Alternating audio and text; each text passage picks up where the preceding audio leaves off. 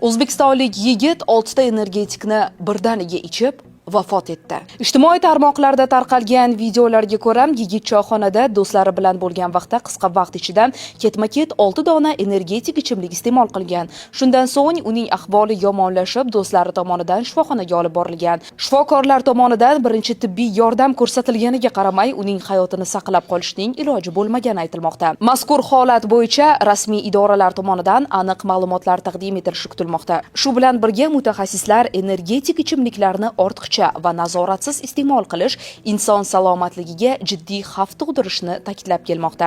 Energetik ichimliklar tarkibidagi kofein va boshqa qo'zg'atuvchi moddalar yurak-qon tomir tizimiga salbiy ta'sir ko'rsatishi, yurak urishining tezlashishi, qon bosimining oshishi va boshqa asoratlarga olib kelishi mumkin. Shu munosabat bilan fuqarolardan energetik ichimliklardan me'yorda iste'mol qilish, imkoniyat qadar tabiiy ichimliklar, masalan, yangi siqilgan meva sharbatlarini afzal ko'rish tavsiya etiladi. Biz esa sizga sog'lig'ingizga e'tiborli bo'ling degan bo'lardik. Ushbu videoni esa energetik ichimliklarni ko'p iste'mol qiladigan do'stlaringizga yuborib qo'ying.